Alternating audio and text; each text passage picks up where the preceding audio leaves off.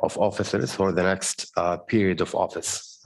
And for that, we will have to come up with multiple roles at the Adaptation Fund Board, including board chair, vice chair, EFC chair, EFC vice chair, PPRC chair, and vice chair, accreditation panel chair, and vice chair as well. So I'm opening the floor and for you colleagues, if you have any nomination for the positions that I have just read out. So the floor is open.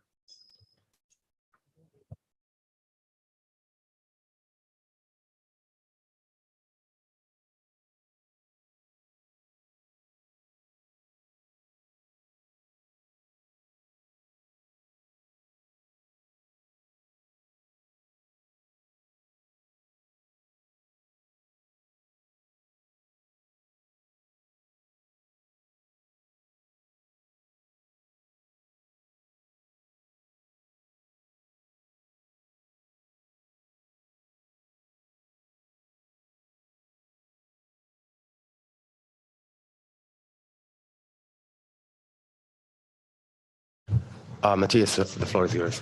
Thank you, Chair. I was just not seeing Antonio, so I was wondering whether I would make a nomination, but otherwise I will leave it to Antonio. I think he has a better view. He can make all the nominations.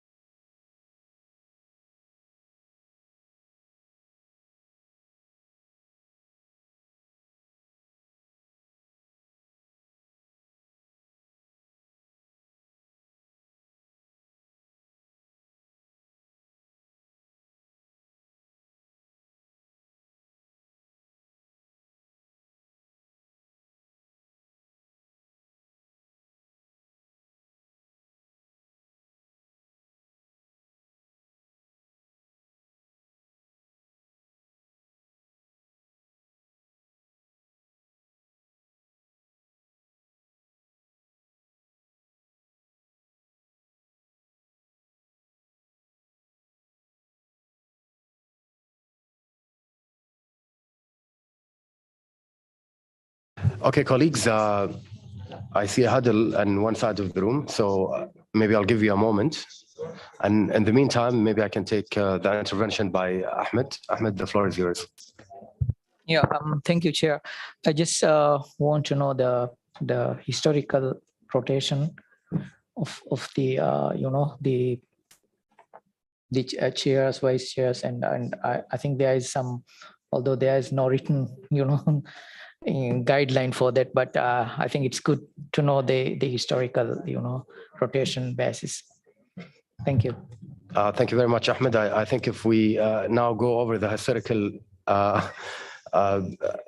names for all the different committees, which will take a lot of time. So if you allow me, we can just proceed to nominating the respective members. Matthias, the floor is yours. Thank you, Chair.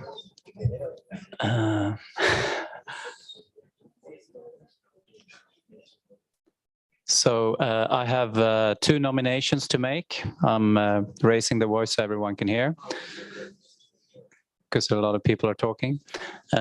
So for chair of the board,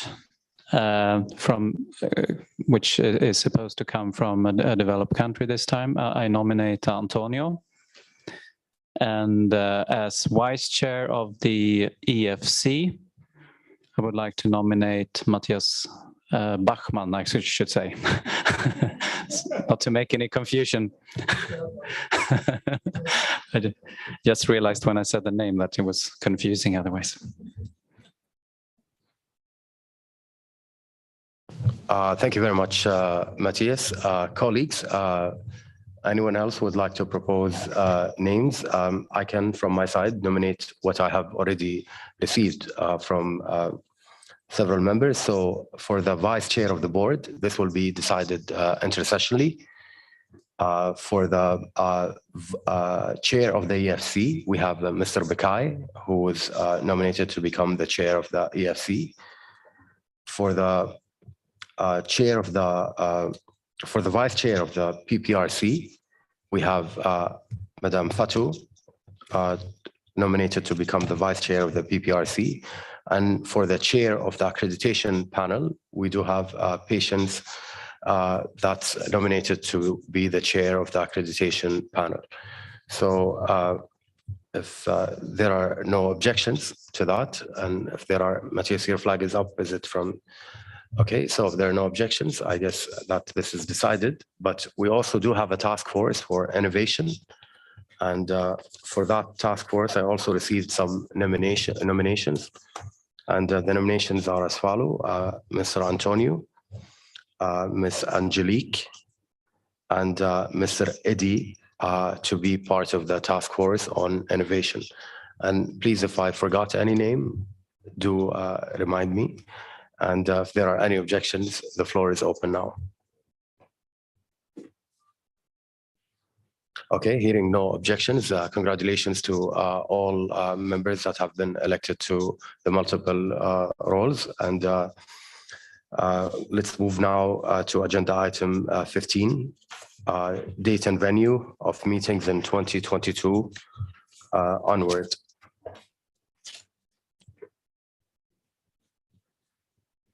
And now, if I can invite the Secretariat to present to us document AFB B39/12 on diversification of meeting venues. So I'd like to invite Young to present this document to the board. So Young, the floor is yours. Thank you, Chair. IT team, if you can project the PPT, the latest version that I shared.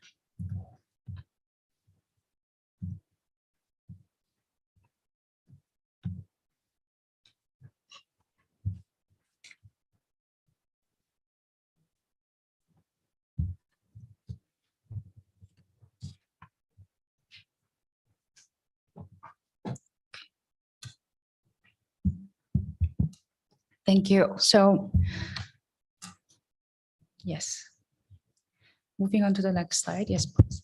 Recalling the decision, the last decision P38/52, the board decided to request the Secretariat to explore the feasibility of holding the board meeting in the host country for the UN Climate Change Conference and other countries to enable the board to further consider the meeting during intersessional period or at its 39th meeting. And to hold its 39th meeting in Bonn if it's not feasible to hold a meeting in the country hosting the UN Climate Change Conference.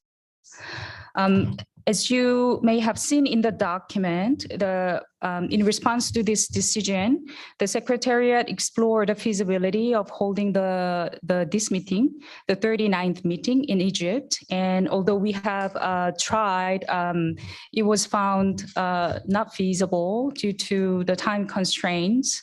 And therefore that by decision B38/52, paragraph E, this meeting has been held in Bonn. And on top of that, the Secretariat continued to explore the feasibility, and then here that we are presenting the factors to be considered for the board to hold board meeting outside Bonn. And as you recall, the board meetings so far held outside the Bonn is 2 times. 12th board meeting in Cancun, Mexico in 2010 in conjunction with the COP. Also, the 16th board meeting was held in Durban and South Africa, also in conjunction with the COP held in that year. Next slide, please. And moving on to the next slide. Yes. So first of all, I'd like to draw your attention to the rules of procedure related to the meeting venue. Paragraph 18 states, the meetings of the board shall take place in the country of the seat of the UNFCCC Secretariat, except when meeting in conjunction with the sessions of the CMP or with the sessions of the subsidiary bodies under the UNFCCC, in which case the board meeting may take place in the country or at the venue of the relevant UNFCCC meeting. And when you look at the paragraph 64 about the amendment, the rules of procedure may be amended according to the rules of procedure paragraphs 44 through 51, and to be effective, must be formally approved by the CMP. Moving on to the next slide, please. So here the elements for I'd like to present it that the elements or the meeting arrangements that needs to be secured to host the board meeting outside Bonn. So first of all, host countries' agreement to host the meeting needs to be secured as early as possible so that it allows the adequate time for the Secretariat to make necessary meeting arrangements. And also, it is advisable to consider the country which is a party to the Convention on the Privileges and Immunities of the United Nations, which would make it relatively easier to negotiate on the legal agreement on the privileges and immunities with the host country that will be provided for the board and the Secretariat and the eligible meeting participants. And as I check, currently there are 160 parties. On top of that, privileges and immunity for the board, as stressed before, it's very important to be secured. Therefore, we must conclude a legal agreement with the host country to ensure the privileges and immunities are provided when the meeting is held outside Germany. This process may be potentially time-consuming because sometimes that the negotiation on the text of the legal agreement may be prolonged, and therefore early consultations with the host government is a key. Next slide, please. On top of that, the DSA arrangements and other necessary meeting supports must be secured. So regarding the DSA distribution, we need to identify a suitable and willing international organizations or its country office in the country hosting the board meeting, and we have to enter into a relevant legal agreement with the organization so that that organization can receive the DSA from the trustee and also distribute to the eligible the board members and alternates. Also, so moving back, please. Yes.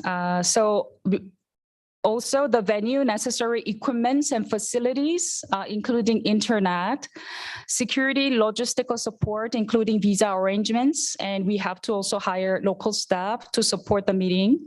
And it is critical to secure the support as early as possible from the host country governments because they would be in a best position to advise the Secretariat to identify and conclude necessary legal arrangements with the support providers. Therefore, it is possible that this process also can be time-consuming in case the multiple parties or agencies need to be involved in providing meeting support. And also, in that case, also respective legal arrangements must be concluded. Next slide, please.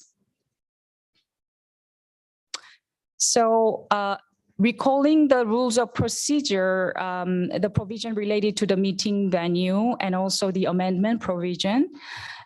If to hold a board meeting in a country not set out in paragraph 18, which means not in the COP climate change conference hosting country or Germany, then board would need to first amend paragraph 18 of rules of procedure and submit its recommendation to the CMP for its adoption of that amendment of the rules of procedure. Only after the CMP adopts the amendments to the rules of procedure, the amendments become effective. Therefore, if the board were inclined to make a decision to hold its meeting in a country not set out in paragraph 18 of rules of procedure, it would be advisable to do so after the relevant amendment to rules of procedure is made and adopted by the CMP. Next slide, please. So our proposal for the board decision is, having considered document AFB/B39/12, the Adaptation Fund Board decides to hold its 40th meeting in Bonn from 21st to 24 March 2023, which was decided at the last board meeting. B, to request the Secretariat to explore the feasibility of holding the 41st meeting scheduled from 10 to 13 October 2023. This was also decided by the board at the last meeting. In terms of the date, in the host country for the 2023 United Nations Climate Change Conference, in conjunction with such meeting, to enable the board to further consider the matter at its 40th meeting or during intersessional period between the 40th and 41st meetings. C, to continue considering the matter of diversification of meeting venues at its 40th and 41st meeting. Just to provide a little bit background here behind the C is that in case the board wants to continue explore the option of holding the meeting in a country not set out in the rules of procedure in the meeting venue provisions, and then this would allow for the board to consider that matter in the next meetings as well. So let me stop there. Thank you, Chair.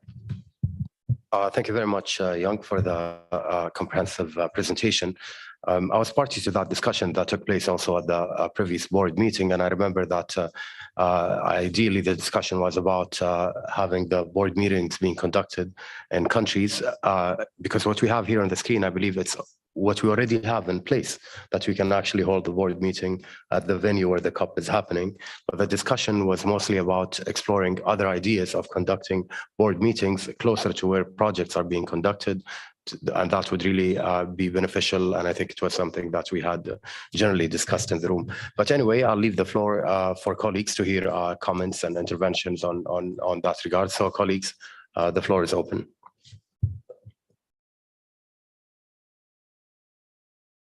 Victor. Gracias, señor presidente. Sí, sobre eso nada más quiero sugerirle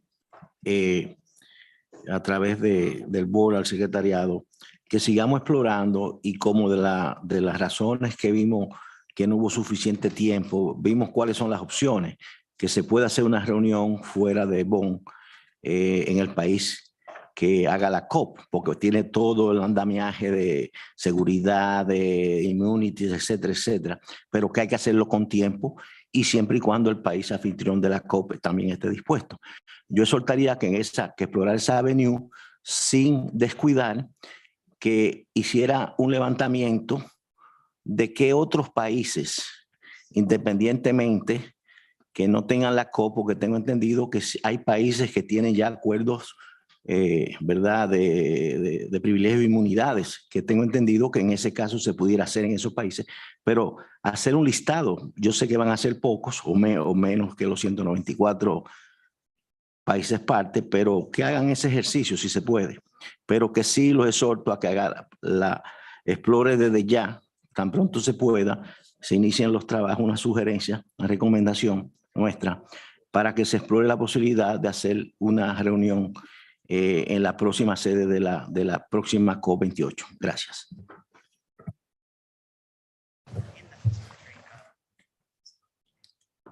Thank you very much, Victor. Patience, the floor is yours.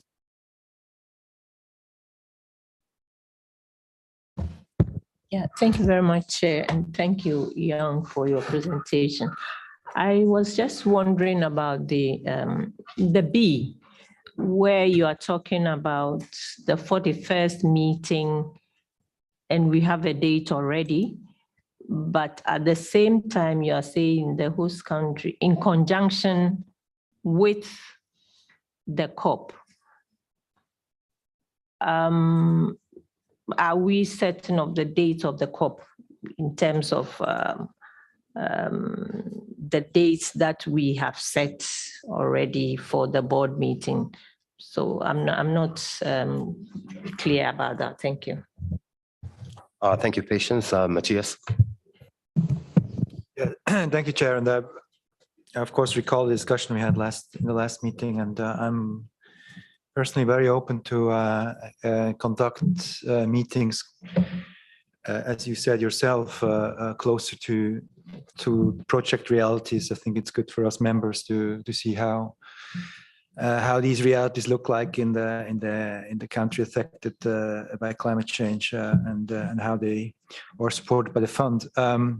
So I'm in principles ready to have a discussion on the rules of procedure if others are willing. Having said that, as this specific decision is concerned, I have a similar question actually to Patience, because I was, back thinking about if we do it in the COP country in those dates, it would make most sense if it's really back to back. Also in terms of, we are part of the climate community, and then we fly there, we fly back, and that's a lot of traveling, a lot of emissions as well, and also logistically it would just be easier if we just flew to the UAE and then stay there for the COP, even if that makes our stays in the country very long, but I think would be maybe the most practical way forward if we go there. And then just a question on the P&Is. I'm not sure if I 100% understand. I'm not really an expert on this question, but if a country is part of the UN Convention, you still need a specific agreement, even if the country is party to the convention. Okay. Thanks. Thank you very much, Matthias, and thanks for the useful suggestions and also specific questions. Colleagues, any other comments? So back to you, Young.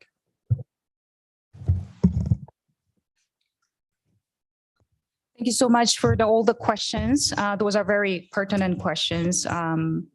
So regarding Victor's question,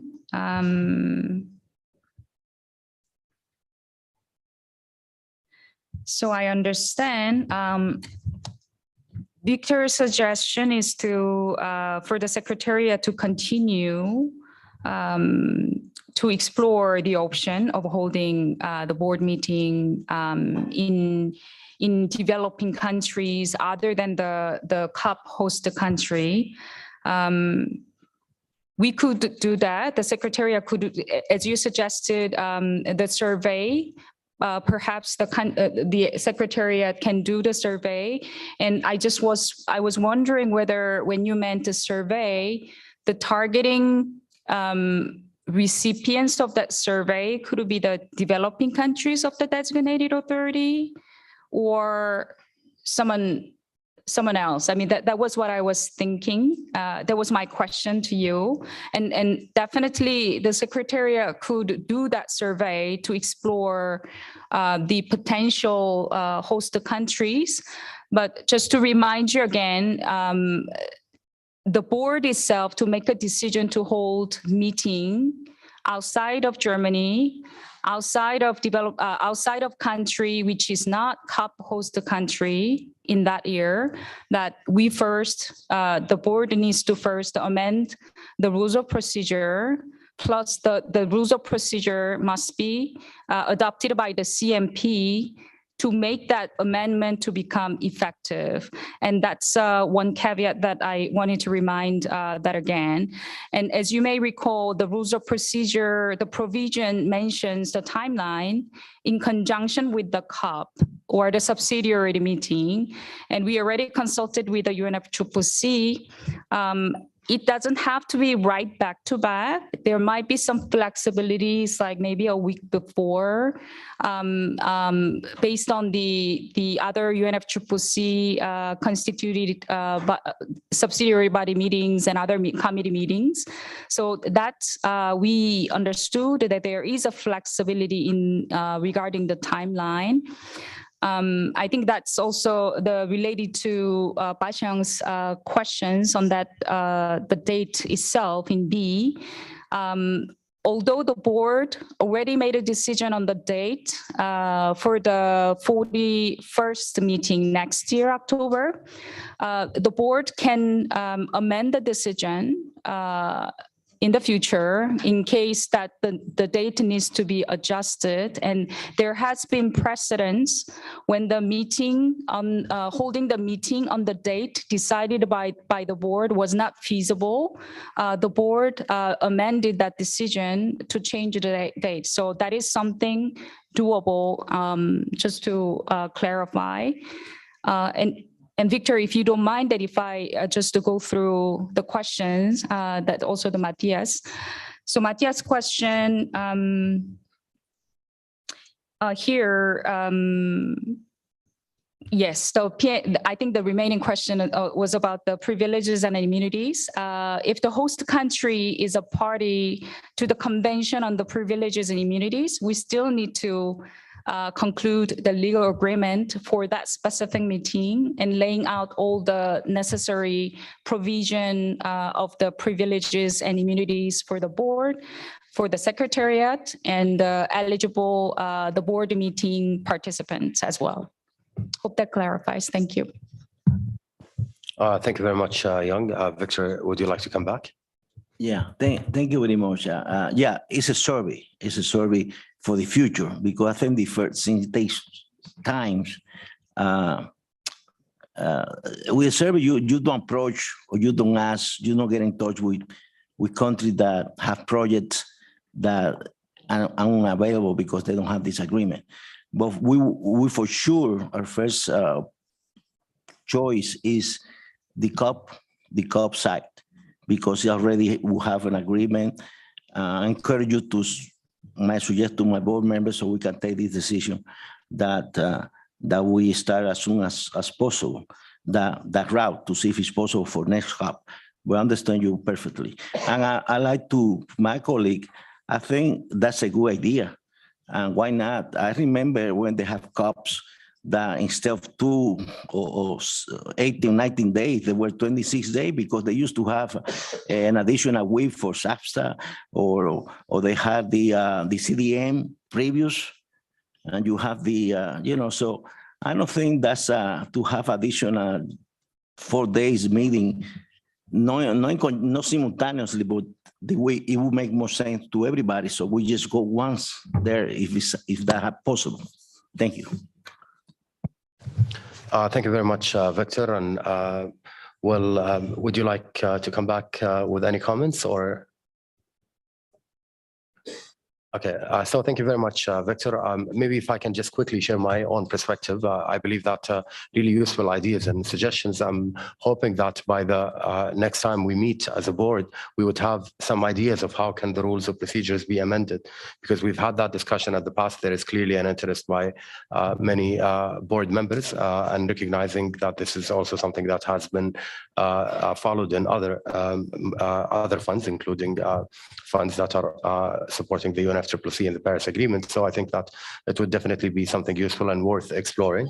Of course, and if there is consensus, why not explore that option and come up with concrete proposals on how we can amend the rules of procedures in that regard. And maybe another personal opinion about the back-to-back meetings. Yes, sometimes it sounds comfortable, but then the back-to-back meetings, unfortunately, also in many cases, as many of you know, the pre-meetings at the COP are 1 week before the COP. There are always meetings that are tied back to back with the COP. Many of the people that I see around the board are also engaged in the UNFCCC negotiations. So sometimes that might be a burden, but of course I'm in the hands of the board and how you see that serving best the interest of the fund and board members as a whole. Maya, you're asking for the floor. Floor is yours. Yes, just to agree with you regarding the back-to-back meetings. At one hand, it might look convenient, but as far as, for example, the week before, most of our countries, we have the coordination meetings and quite a lot of work. I'm not sure that it will be very convenient. It will be the most probably very exhausting if we manage at all to come. So it might also increase the risk that we will not be able to show up. So I would also suggest to keep it. I mean, we can discuss probably before the board meetings, the dates and the venues, but yeah, it could be good to consider.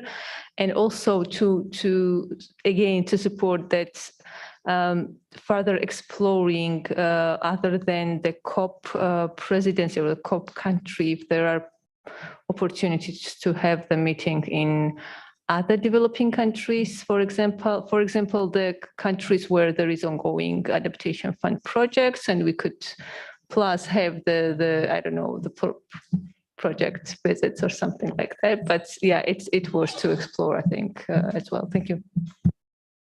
Thank you very much, Maya. Sure, I'll give the floor back to Young before looking at the recommendations. Young, the floor is yours. Yes, thank you, Chair.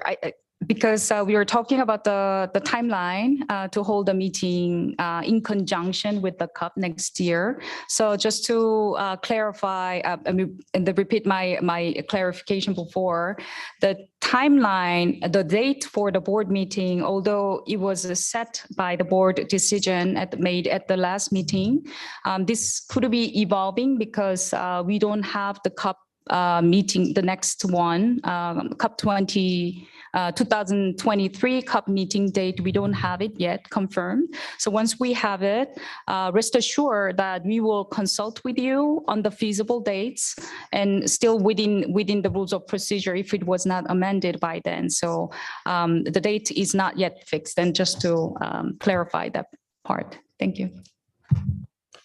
Thank you very much, Young, and colleagues. With that, I invite the board to adopt the recommendations for the next board meetings. The floor is open. Okay, hearing none, the decision is adopted. Now I'd like to move to agenda item 16 on the implementation of the Code of Conduct. And it's a document, Code of Conduct and Zero Tolerance Policy for the board. That was adopted in October 2014. And now I would like to draw the attention of the board members to the Code of Conduct and Zero Tolerance Policy for Corruption posted in the website. And I would like to ask if you have any issues or any concerns under this agenda item. So the floor is open.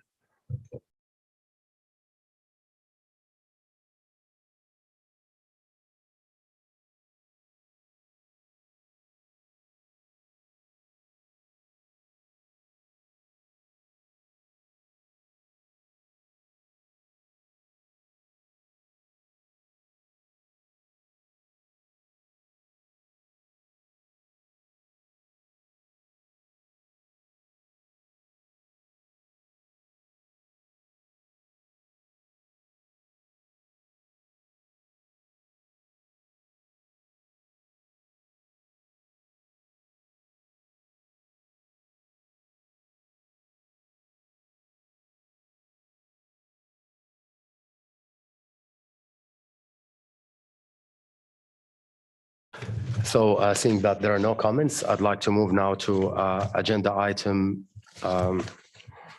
If you can bear with me, agenda item 12 on knowledge management, communication and outreach.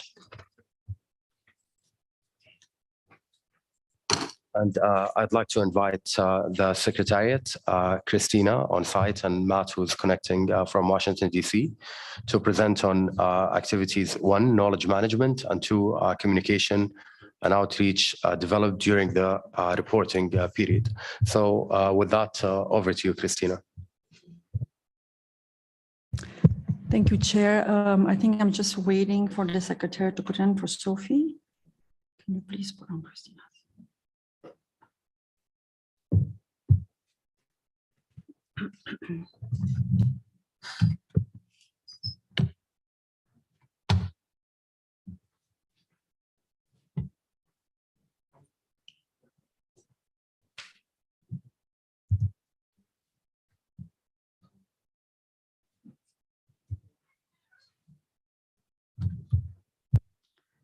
Thank you. Good afternoon, everyone. Thank you, Chair.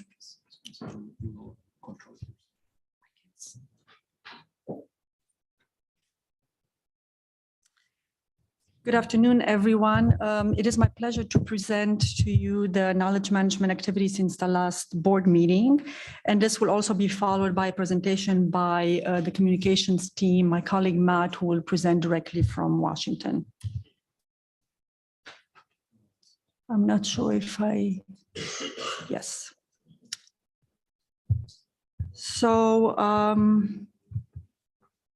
on virtual courses, and in an effort to help countries submit fundable proposals, and as part of a series of e-courses produced by the fund, including courses on learning grants and innovation grants, the KM team produced a new virtual training course for project scale-up grants aimed at offering more guidance to the national implementing entities on how to develop a project scale-up grant proposal with the fund, starting with the features of the grants, the application templates, and it also includes a case study drawn from an approved scale-up grant for the fund in Rwanda.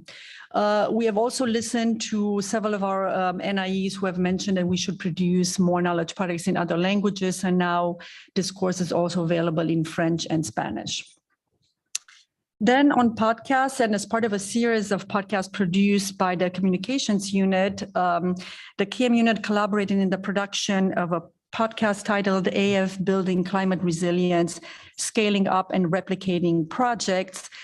This podcast includes key findings from the study on the scalability of fund projects and programs, which I will talk about later, and also the importance of sharing knowledge with an eye towards scalability and replicability.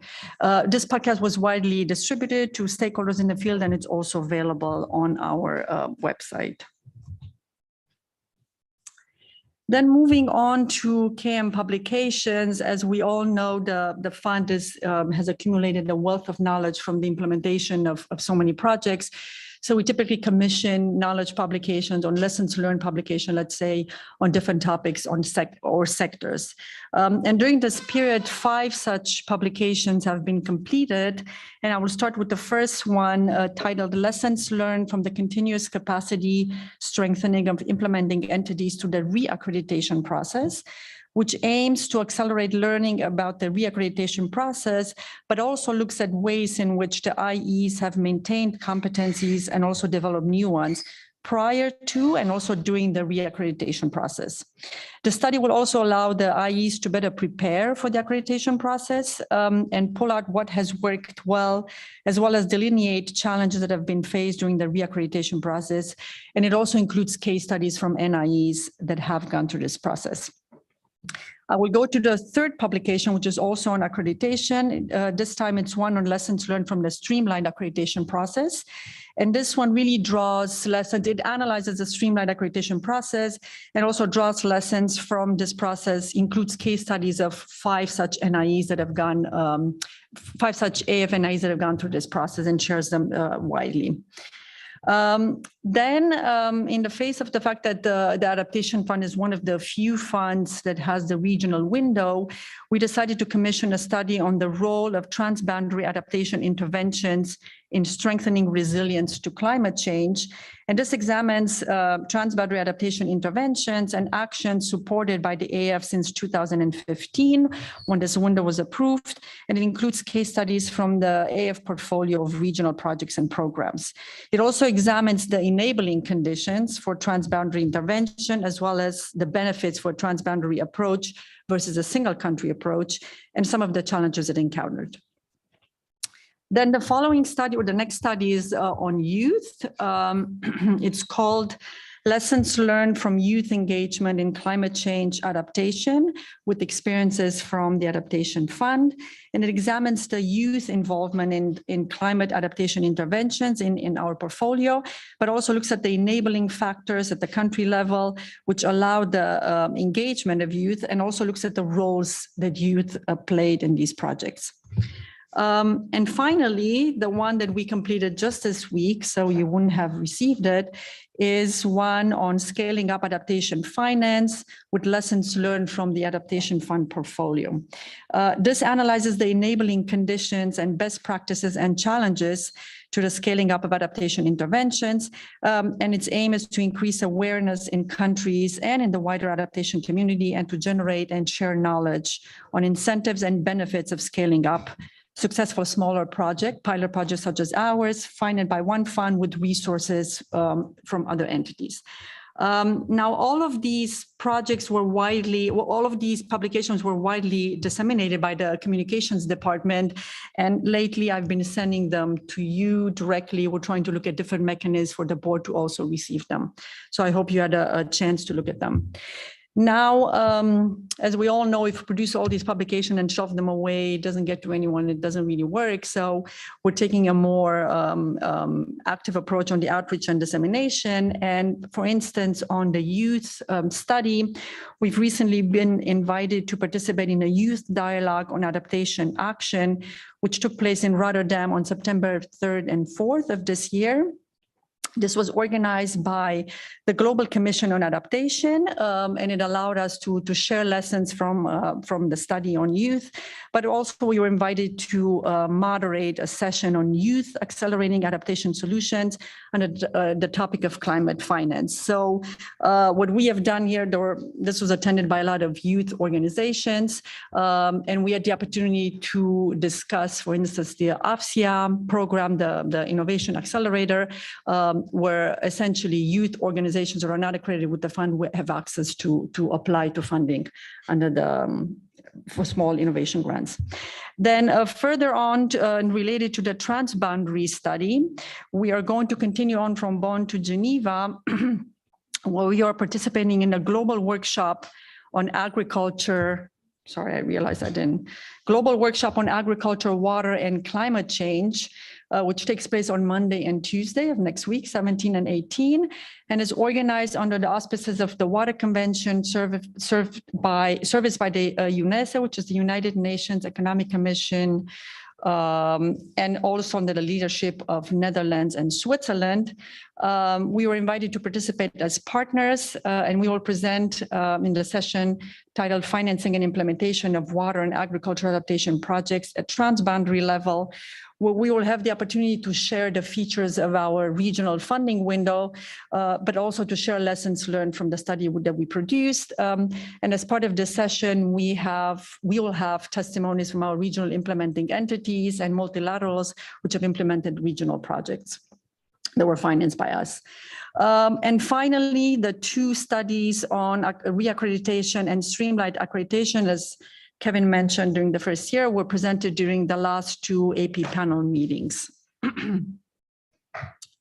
Moving on to knowledge events, and back in between March 27th and April 1st, we were invited to participate or host session rather at the Gobeshona Global Conference hosted by ICAD in Bangladesh.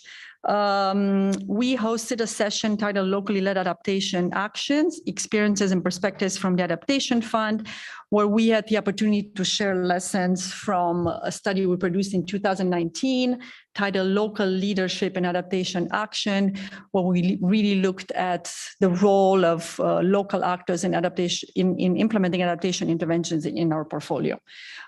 This was also attended, or some of the panelists were some of our NIEs, which had implemented projects with a strong local actors component, such as the EDA projects, but also attended by civil society and some of the AFSIA grantees. Then moving on to our preparation for the COP27 in Egypt. Yes, we are hosting, the Adaptation Fund is hosting 2 side events. One is on youth engagement in climate change adaptation, which will take place on the 11th of November. That's a Friday.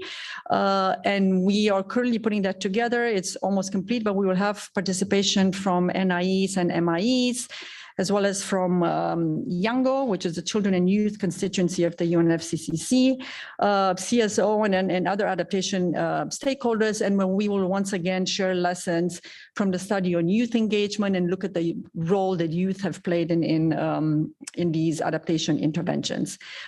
We will certainly circulate all the details of these side events. Like I said, it's still in the preparation phase. It's almost complete, but it will all be shared with you by the communications team. The second event, side event that was approved for the, well, not the second event that the knowledge management team is in charge of. And because we are invited by the Spanish board member here to host a Spanish speaking event in the Spain pavilion, where we talk about the launch of the new medium-term strategy, but particularly about all the existing funding windows. This one will take place on Saturday, November 12th at the Spanish pavilion. And we are currently in touch with different Spanish-speaking NIEs, with some of the board members who will hopefully open, and we will have an open discussion on all these existing funding windows. Then moving on to events which took place, let's say, recent in Washington. You may all be aware of the Global NIE Readiness Seminar, which took place between the 26th and 30th of September in Washington, where we brought together all of our NIEs and allowed them to share experiences and best practices from their projects, but also to learn on the different topics of the FEM, from innovation, learning, communication, projects, and so on. As part of this, the KM hosted a session on application of learning grants to projects which have reached midterm into implementation or have been completed, and also the trainings available for learning grant preparation. Following this, this was followed by a discussion by the NIE recipients of these grants, which were Senegal and Costa Rica, who were able to share experiences, but also some of the challenges in implementing such learning grants. And this was also followed by breakout sessions moderated by the NIEs themselves on topics such as how is knowledge handled in their organization, what are the best ways, method, or approaches in sharing knowledge to make it effective, sharing actionable knowledge, but also ways to monitor and report on this knowledge. This was a very interactive session and very well received by the NIEs, and it's a good way forward for us as well. And finally, the Adaptation Fund continues to participate in the community of practice for locally led adaptation, which is hosted by the WRI, and it goes on a rotating basis to the different organizations that are part of it. And this is also one of the good platforms for us to share updates on the implementation of locally led action.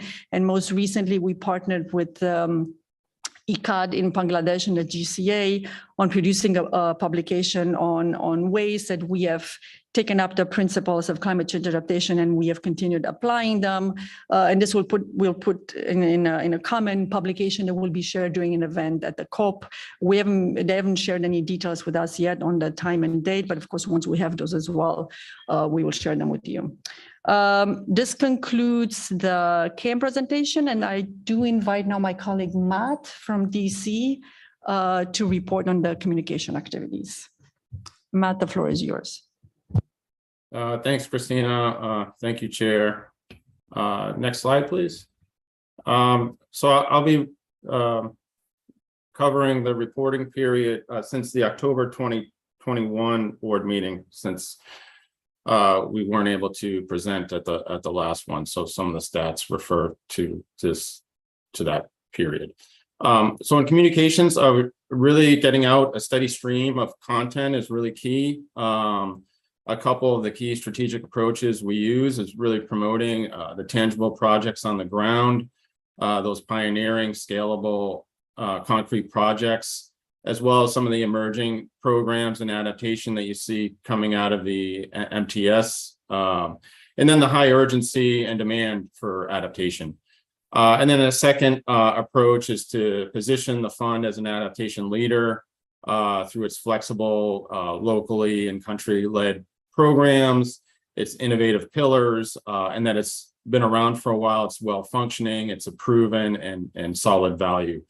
Some of the platforms that we use here, you see, there's a diverse platforms that we use to put out this content and examples of it.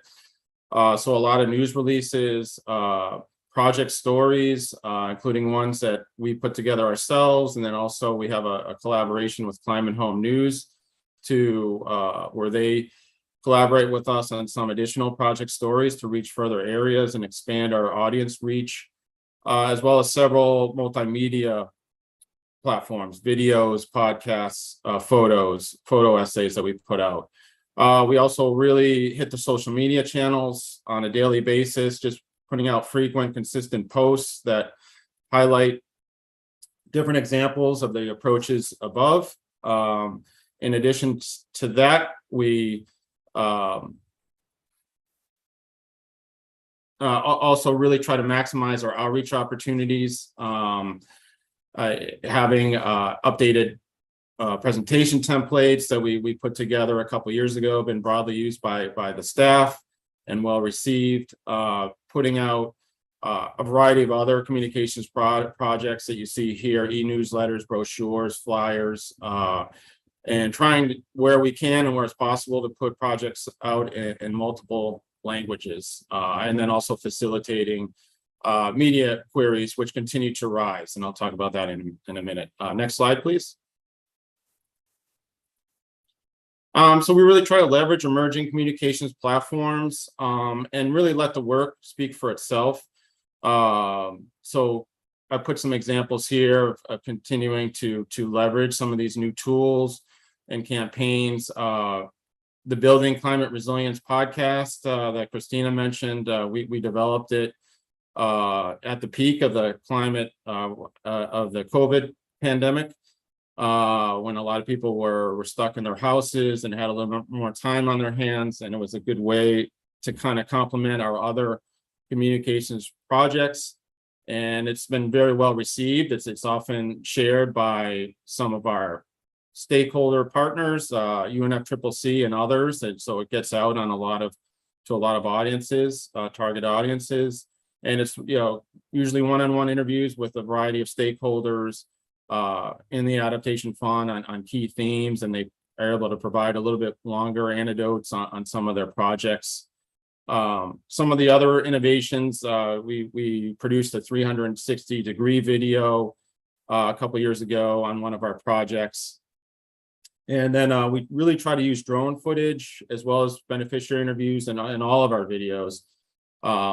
And then some of the examples you see here of different campaigns we've done, and we try to leverage sort of like the buzz themes and adaptation that you see come along, as well as highlight our key and emerging programs. And we've done it through exhibits at the various COPs, different campaigns at the COPs, and some really highlighting our different anniversaries and as well as photo contests. And then sharing NIE and partner stories to multiply our audience reach is really key. So we really try to do that as often as possible. NIEs will share, and our other IEs will share videos and stories with us, and we'll promote those on our platforms, and vice versa, as well as some of our other stakeholders, UNFCCC, Climate Home News, and others will also help us extend that audience reach even further. I mentioned the partnership with Climate Home News. We piloted this it's a media partnership a few years ago to collaborate with them on several stories a year, as well as a couple videos. And it's worked really well. A lot of their audiences intersect with ours, and they have a really nice audience reach. And it also helped us reach more project stories as well. Really, storytelling, it has some of the same key elements across platforms. And we really try to highlight beneficiary and different influencers to relate some of our project stories, really finding that hook to make a story unique and timely and relatable, and showing the impact on the ground of our projects. We also can't see the bottom of the PowerPoint here, but really try, as Christina mentioned, we try to work with knowledge management as well to put out stories about highlight not only the success stories, but some of the knowledge products, such as case studies that kind of talk about the lessons learned as well as the successes. And really, that authentic voice is really key. So I think staying true to our projects and programs and getting that knowledge out there really helps. And then we have a variety of products that where our different stakeholders can kind of personalize their experiences, whether it's a blog or a podcast or an interview or participating in one of our outreach panels or speaking panels. Next slide.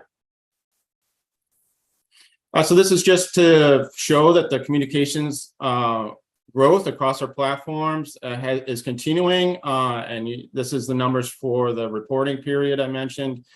It's really gone up significantly across the website and social media metrics. Our webpage views are now over 800,000 a year, 12% increase from last year. Web users also going up. Twitter followers were now well over 20,000 and counting. And we grow about 3,000 followers every year across the different platforms, as you can see there. So all of these is it's really key to getting content out and maintaining these channels and getting that content out consistently in the news stream across these platforms to reach audiences where they are. And that contributes to this continued growth each year. Next slide, please. This is just another look. This takes a little bit longer dive into it, looking at the last 3 fiscal years. You can see the communications platforms have all grown consistently each year. You see some really nice market growth, over 30% of the last fiscal year, and web users. Media mentions in particular almost tripled this year from last year. And I think that's a reflection of the consistent visibility we're able to get out in the field, and then having things also on the ground, whether it's participating in events or having a pavilion at the COP, which I'll talk about in a minute. And this growth and the communications visibility and the brand visibility also feeds the overall AF growth. And you can see there at the bottom, it correlates with the record funding that we've received the last few years and counting. Next slide, please. This is the outreach we did at the last COP, COP26 in Glasgow. We really tried to leverage the adaptation was a top theme there and the urgency of it. We had previously had exhibits, smaller exhibits at previous COPs. About this last year, we decided to have our first ever AF pavilion, and we had a nice branded design, and it really raised our visibility markedly and helped us enhance our partnerships. Along with that, we had a sort of a catch-all at COP26 website, embedded within our website, sort of a microsite that we ran all throughout COP that captured all of our key activities there. And that garnered almost twice as many views in the reporting period as our previous COP25 website. So you can see that the growth applies to there as well in the comms platforms. We had postcards, different pins. We showed videos of our projects in action. We used QDR codes to have users find more information on our websites to kind of go with the UN's sustainability goals, to not have too much paper. We use key hashtags on social media to multiply the reach of the stories and press releases we put out during the COP and our videos. And we really received a lot of media attention and some really growing our footprint in the media, as I mentioned earlier as well, and some really positive ones and really prominent media channels as well. And I think it's increasing our opportunities to collaborate and perhaps do more media partnerships as well.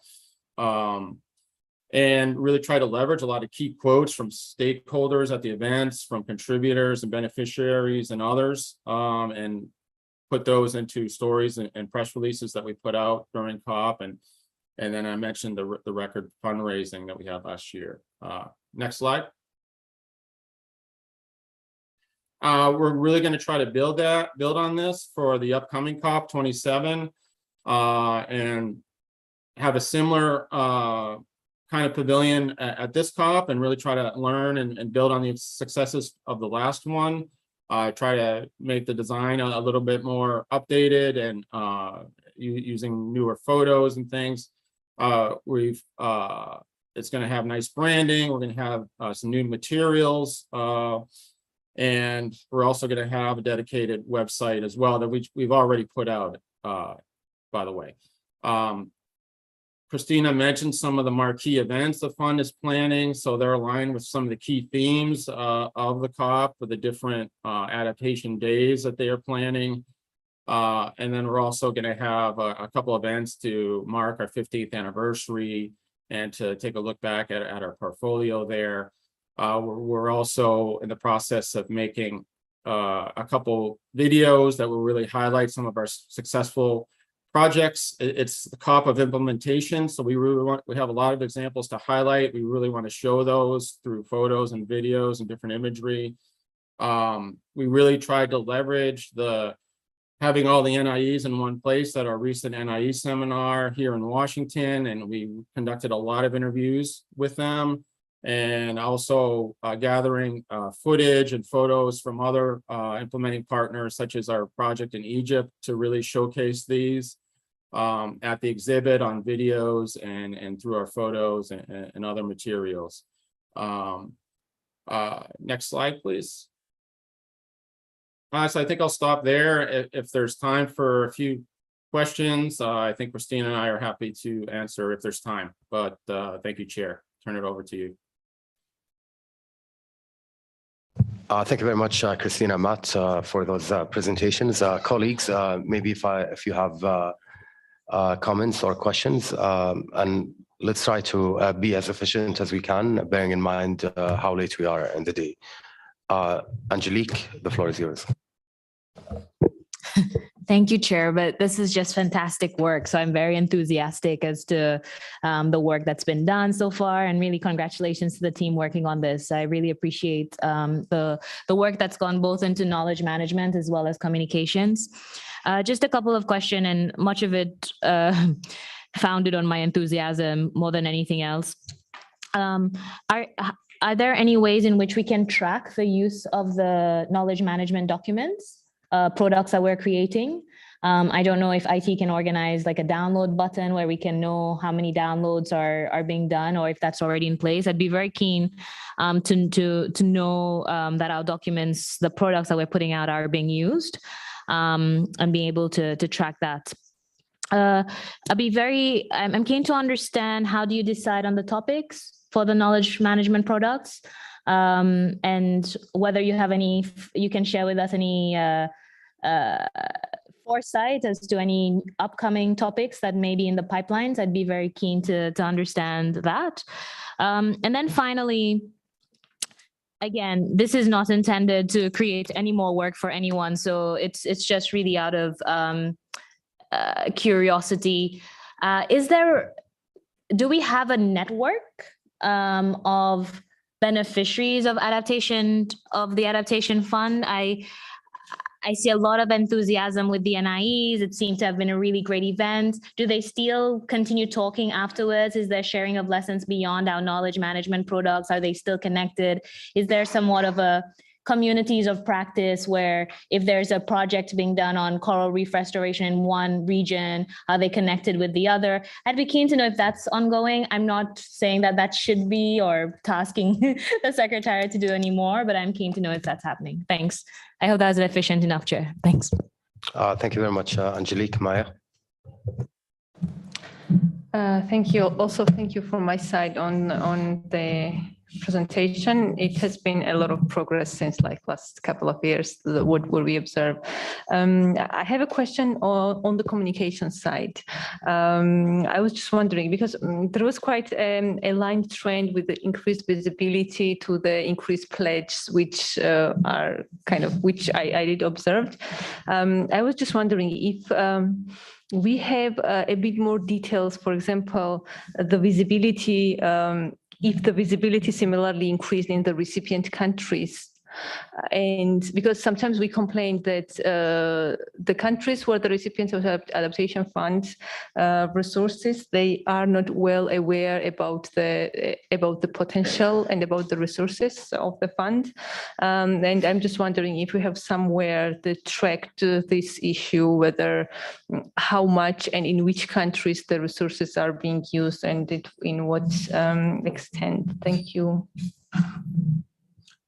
Thank you very much, Maya. Back to you, Christina and Matt, for a quick reflection before we move. Please, Christina. Chair, on the question on tracking the use of knowledge products, perhaps we haven't done it in the last year, but we used to run Google Analytics that would show us exactly how many hits were per page, per products, by regions.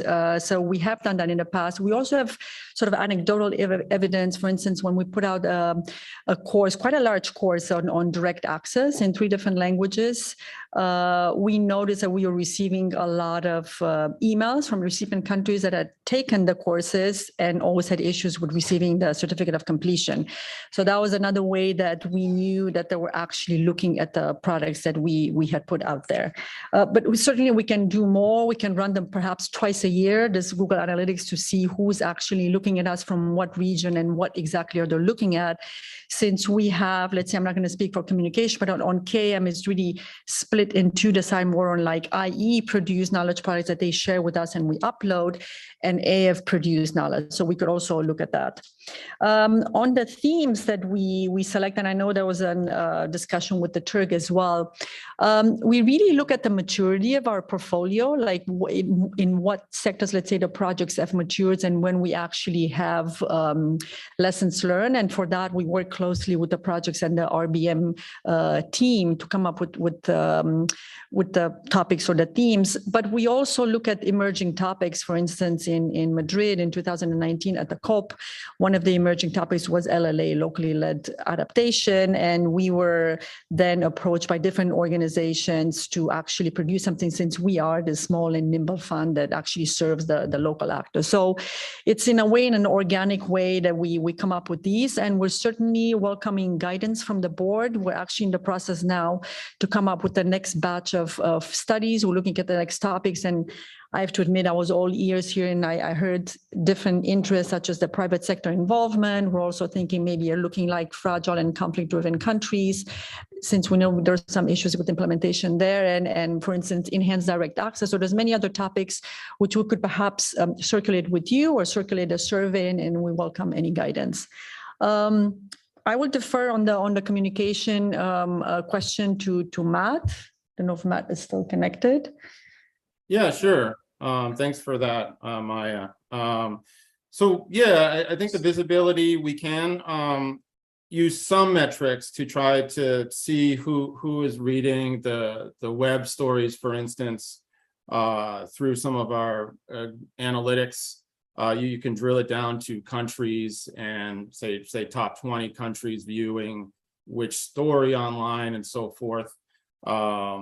I didn't prepare those for this one, but we have used those in the past, and a lot of times a particular story or product on that particular country might generate additional interest from that region, and we've seen that with when we've used those metrics in the past and drilled down on them. We also, as I mentioned, we try to get products out in different languages and use the media mentions to at least get the number of mentions from different languages. So from English, French, and Spanish, and those have all gone up across the board. You see a higher percentage of English media mentions, but the French and Spanish have also been steadily rising.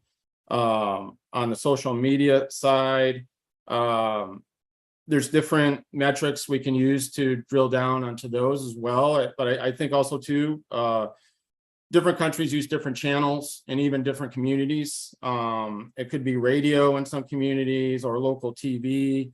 And it could be a more and more use of Facebook in certain countries rather than Twitter or certain areas.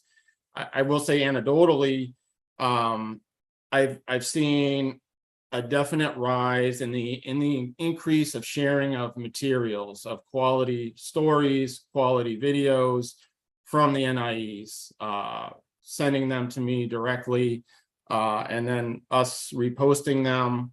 And this is NIEs from different regions. And you also see it in the increased relationships we have with the NIEs, such as the last seminar. I mean, we have personal one-on-one relationships with these, and we're able to exchange story ideas, exchange information to develop stories with them directly. It helped immensely during the pandemic when we weren't able to travel to any project visits. So we had to kind of rely on those relationships to get stories and footage from them to put together stories in a collaborative way, and it worked really well. So I think overall, I was also really impressed at this last seminar too, the quality of the videos that they're producing on their own, and then also the campaigns, really comprehensive campaigns. And I feel like some of our relationship and collaboration has rubbed off over the years with them, but it's also an exchange of experiences and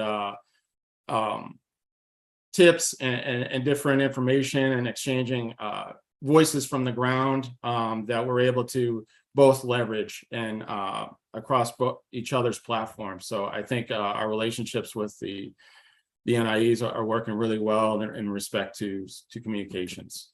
I hope that helps answer your question. Chair, 1 second. I realized I didn't answer one question that Angelique had on how NIEs follow up and actually share this information amongst themselves, communities of practice, and it's one thing that you were mentioning. As I mentioned, we do participate in this community of practice for locally led action, where it's not just knowledge organization or small community organization, but also some of our NIEs.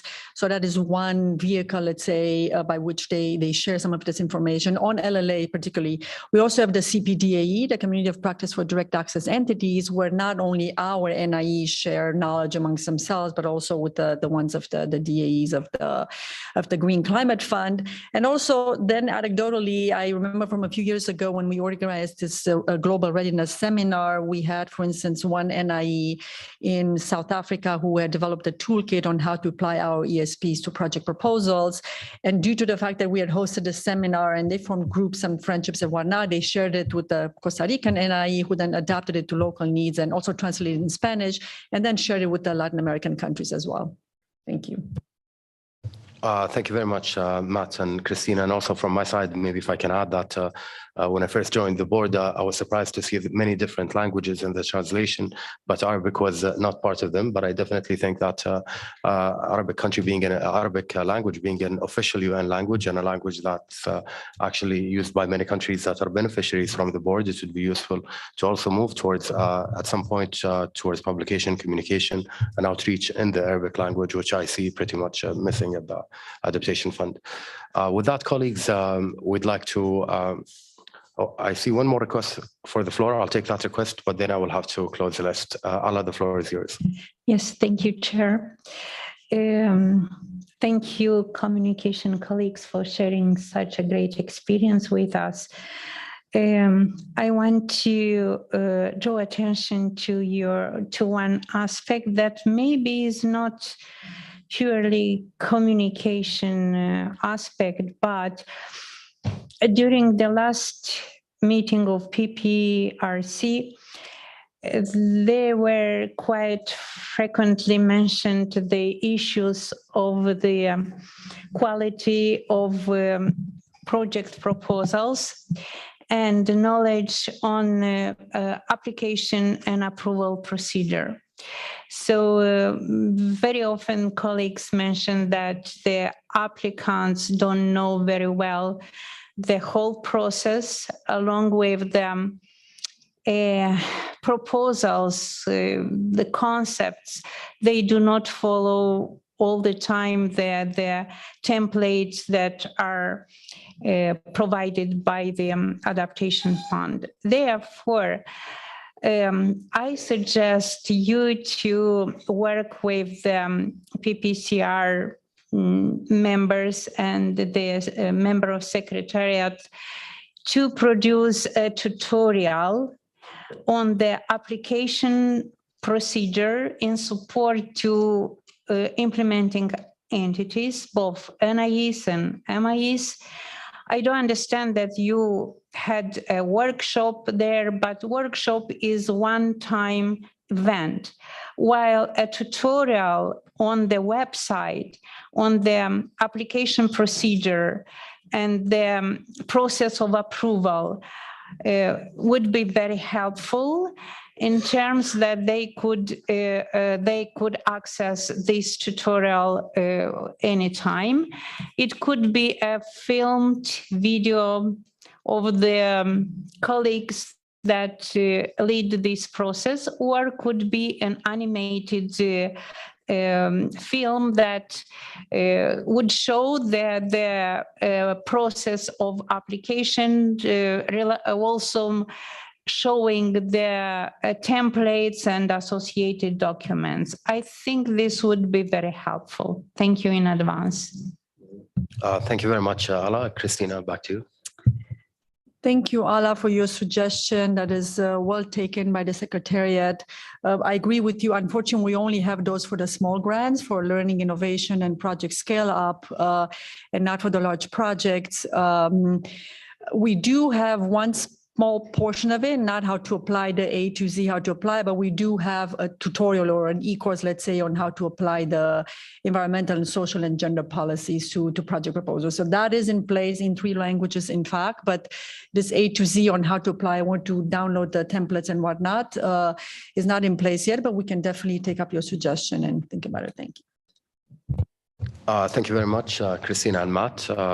Colleagues, now what we have next on the agenda is other matters. I believe that there was another matter that was introduced by a board member who is not here, so we can move this to the next board meeting. But Matthias, the floor is yours. Thank you, Chair. Actually, the board member who is not here has asked me to intervene on her behalf. So if there is time, I would like to still bring that matter up, if that's agreeable.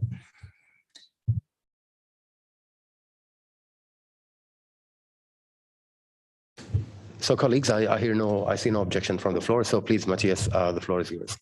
Thank you, Chair. So this agenda item under any other business was put up by my colleague Sylviane, who had to leave, unfortunately. So she asked me to present the following. And I think this is in relation to partly to what she is working with. There is a global trend for funds and financial institutions to disclose information on the impact of their portfolio and investment decisions when it comes to greenhouse gas emissions. For example, the European Union has agreed on one regulation and one directive that make mandatory for financial institutions to disclose information on the impact of financial decisions on the climate and more generally on sustainability. So that is the Corporate Sustainability Reporting Directive and the Sustainable Finance Disclosure Regulation. And I also recall that the Paris Agreement, one of the objectives is to make financial flows consistent with a low carbon economy.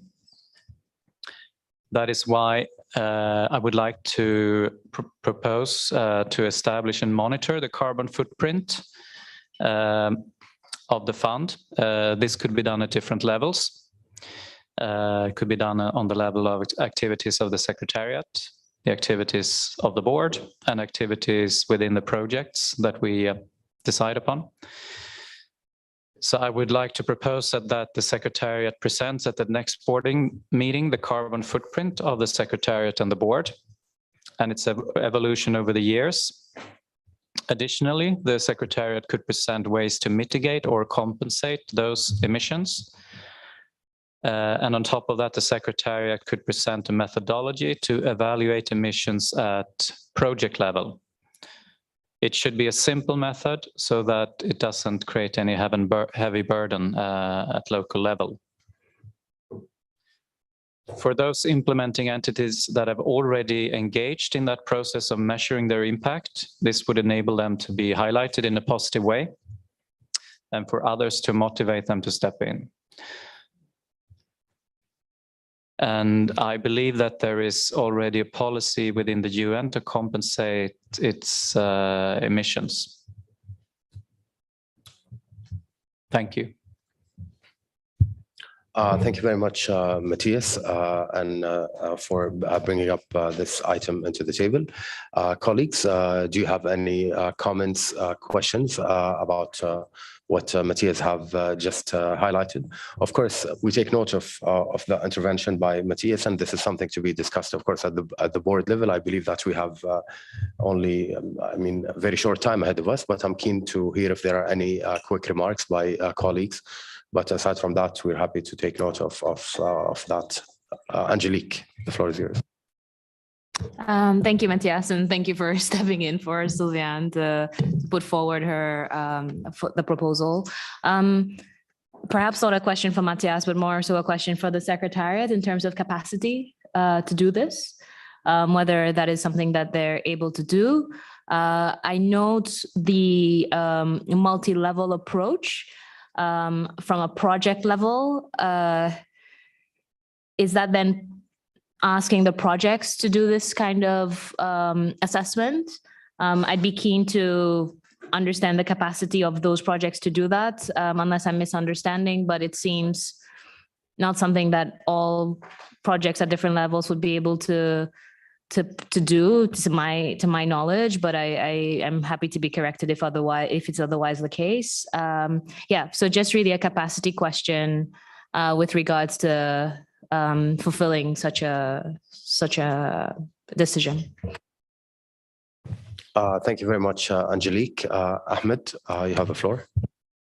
Yeah, thanks, Matthias. And I think this is really a good initiative. But I think we need to know the implications of this to the especially the financial implications and the challenges. And I think part of it was addressed by Angelique. And I think we would like to know the implications of this and the challenges first. Thank you. Thank you very much, colleagues. As I expected, this is something new that was put on the table. I believe that this will require some discussion at the board. I think we have quorum +1 at the moment, and I really want to make sure that we do adopt the decisions before board members start leaving, and I will have to go out and bring you back into the room. So please, let's maybe I'll give the floor to the Secretariat if you have any comments on the proposals that were just mentioned, and maybe back to you, Matthias, if you have answers to the questions that were put forward by Angelique and Ahmed before moving back to the Secretariat. So back to you, Matthias. Thank you, Chair. Maybe it would be good first to hear the Secretariat's response before I step in. Thank you. Sure. Miko. Thank you, Chair, and thank you for this for bringing up this topic and asking the question to the Secretariat. The Secretariat, of course, by default, is willing to showcase and to contribute to the sustainability of the efforts of the fund, also in terms of the fund's own carbon footprint. The Secretariat the trustee, the Secretariat and the trustee are hosted within the World Bank system, and the World Bank has in place systems for assessing the carbon footprint and already also offsetting some of the emissions related to the electricity consumption in the premises of the Secretariat and related to travel, to official travel. It would be feasible for the Secretariat to explain in the next meeting how that is done and to provide some of the information related to that. The topic of assessing the carbon emissions from the adaptation funded projects would be much more complicated. We don't have the expertise within the Secretariat itself to assess, to conduct such kind of assessments, and I'm, to be honest, not sure whether we would be able to conduct an assessment in time for the next board meeting, since we would need to procure that kind of expertise from the outside. But we would definitely be able to elaborate on some of the challenges related to this kind of question in the next board meeting. Thank you. Matthias? Thank you. Thank you, Mikko, for that. You did not mention the board at the board level. Would that also be possible to calculate the emissions for? I believe so. Yes. In terms of the travel of the board members to the board meetings, I believe that we can at least estimate that the carbon footprint for all of the flight tickets that are purchased by the Adaptation Fund, that information is available, and then we would need to estimate the carbon footprint of the board members who are not traveling with tickets paid by the Adaptation Fund. Thank you.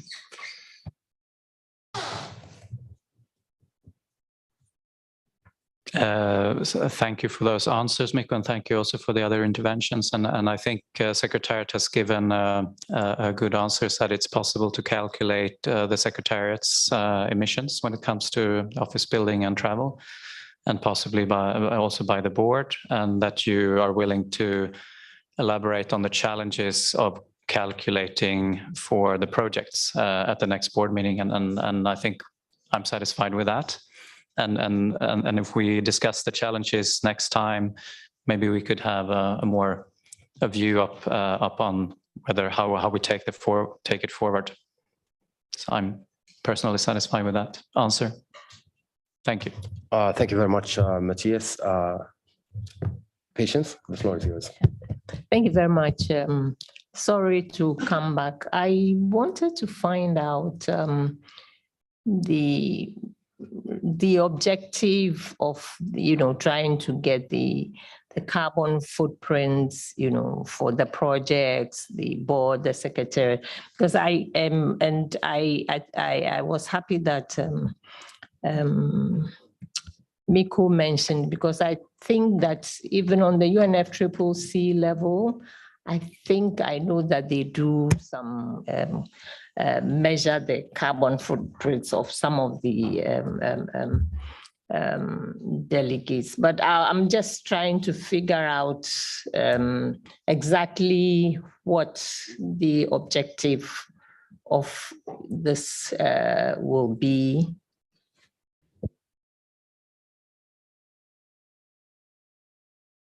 So any other points, colleagues, or shall I give the floor back to Matthias Washington? Thank you, Mr. Chair. Yeah, just a short point on of course, the intention. It's not yet clear, but I hope there will be no financial implications to the Secretariat at all, because considering you see the debate on the financial mobilization strategy and the levels that are being put on the table, we wouldn't want to see any funds going out for some of activities which are targeting towards ensuring low vulnerabilities of our communities. Thank you. Thank you very much, Washington. Fatu? Thank you, Chair, and thank you, Matthias, for this innovative process. Apart from the intention, because I'm also interested to know what is the intention of measuring the carbon footprint of projects, did you say, or I did not, of adaptation fund projects. Is it going to be part of the assessments of the greenhouse gases that are produced during the process of implementation? Or maybe I have not heard well the question. If you clarify, maybe I can ask it in another way. Okay, thank you very much, Fatu. Colleagues, no more requests for the floor. I'll give the floor back to Matthias before we conclude in this. Matthias, the floor is yours. Thank you, Chair. Of course, my colleague Sylviane would have been much better placed to elaborate on this as she brought this matter up. But nevertheless, I don't think we need to have the full discussion now on the activities of the when it comes to the implementing entities, or I think we could have that discussion maybe deeper next time. But I think it's a matter of transparency at first to know what are the activities of the fund in general generating in CO2 emissions. I think we see that in my home country. If I go into even a hamburger chain, they will display on the menu whatever I buy, exactly what are the CO2 emissions by eating that hamburger. So it's a matter of knowing what you do, being responsible for what you do, and being able to act upon it. So it's nothing, I don't think that there is any other motivation than knowing what consequences every decision has in life. It's something that goes for what we're doing every day, I would say. So that's my take on it. Maybe Sylviane would have a different approach, and maybe she will be able to explain that next time. If the Secretariat explains challenges of calculating it, I think we could have a discussion then. Thank you. Thank you very much, Matthias, and thank you, colleagues. I would love for this discussion to continue much further, but we're really short behind schedule. And I understood that there were diverse views and also questions about financial implication, about challenges, and also about the value and intention of this. So I believe that this would require a broader discussion at the next board meeting. So maybe at the next board meeting, we'll continue to have this agenda item under other matters and have a lengthier discussion on it. So now with your indulgence, colleagues, unless there is a burning point, I would really like to move to the next agenda item, which is the adoption of the report. And for that, if I can kindly ask the Secretariat to display the decisions that we have taken at this board meeting. So Miko, if we can have that on the screen. Thank you. IT colleagues, please display the file, please.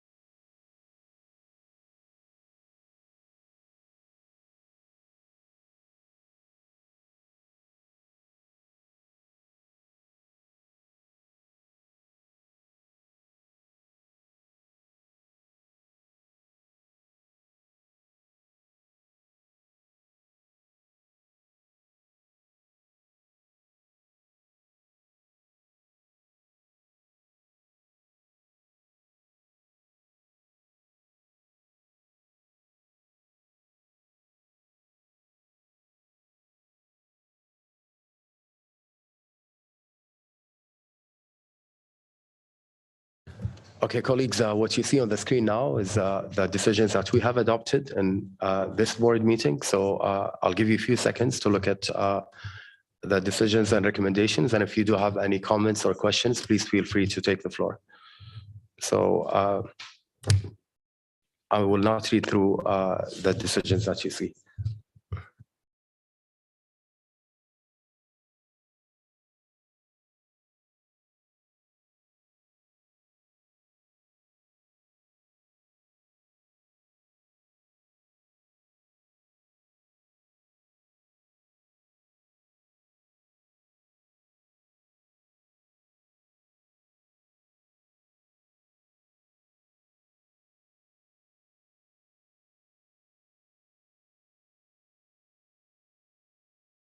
Those are the PPRC decisions, so we're not really going to go into details. We have already approved that.